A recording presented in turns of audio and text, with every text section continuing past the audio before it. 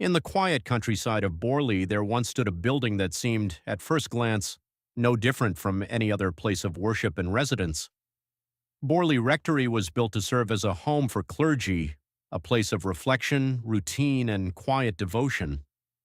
Its red brick walls and modest structures suggested stability, a life governed by faith and order. But from the very beginning, something about the rectory unsettled those who crossed its threshold. It was not something easily described. Visitors often struggled to explain it, resorting instead to vague impressions, a heaviness in the air, an unnatural stillness that seemed to linger in the hallways. Even in daylight, the interior felt dimmer than it should have been, as though the light itself hesitated to enter fully. And at night, when the surrounding fields dissolved into darkness, the house seemed to awaken. The corridors were long and narrow, stretching into shadow in ways that made them appear longer than they truly were. Floorboards creaked, not just underfoot, but on their own, at irregular intervals, like a slow and deliberate pacing. Those who lived there often spoke of footsteps echoing through the halls after midnight. They were not loud, not aggressive, but unmistakably present, measured, intentional. At first, residents tried to rationalize the sounds. Old houses settle, they said. Wood shifts, pipes expand, the wind finds its way through cracks. These explanations were repeated often, especially to newcomers, but over time those reassurances began to sound less convincing, even to the ones who spoke them. Because the footsteps did not behave like natural sounds, they followed patterns. There were nights when the steps would begin at one end of the corridor and travel its entire length, stopping just outside a bedroom door. There they would pause. The silence that followed was often more unsettling than the sound itself, as if something stood waiting on the other side, listening. Then, without warning, the steps would resume, retreating slowly back the way they came. Doors, too, developed a life of their own. Residents reported hearing soft clicks in the night, the unmistakable sound of latches being tested.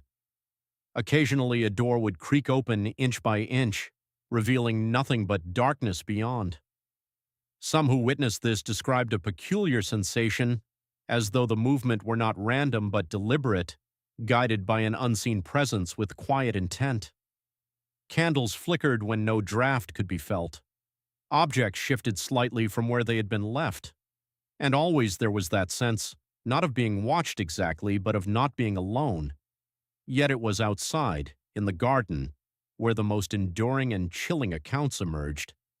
The rectory grounds were bordered by trees that formed a natural boundary between the property and the open countryside. During the day, the garden was peaceful, almost picturesque. But at dusk, shadows gathered beneath the trees, merging into a dense, indistinct darkness. It was along this edge that she appeared. Multiple witnesses, across different years, described the same figure, a woman dressed in white walking slowly along the tree line. Her form was clear enough to distinguish from the darkness, yet never fully illuminated. She moved with a calm, steady pace, her presence silent and self-contained. There was something unusual about the way she walked. She never seemed hurried, never changed direction, and never acknowledged those who saw her. Her gaze, if it could be called that, was fixed ahead, never turning, never searching. And though some attempted to approach her, she would always vanish before they could come close. Not suddenly, not dramatically. She simply faded, dissolving into the darkness as though she had never been there at all. Those who witnessed her often felt an overwhelming stillness in her presence. Not fear, at least not at first, but a deep and quiet unease. It was as though she existed slightly out of step with reality, moving through a space that overlapped with the world but did not fully belong to it. Over time, stories of the rectory spread beyond Essex, drawing the attention of investigators, skeptics, and the curious. Among them was Harry Price, who would later document many of the strange occurrences associated with the house. His accounts brought wider recognition to the rectory's reputation, labeling it as one of the most haunted locations in England. But even with investigation came no clear answers. Explanations were offered, some grounded in psychology, others in environmental factors, but none fully accounted for the consistency of the reports. The footsteps, the doors, the figure in white, these elements persisted across decades, described by different individuals who had no connection to one another.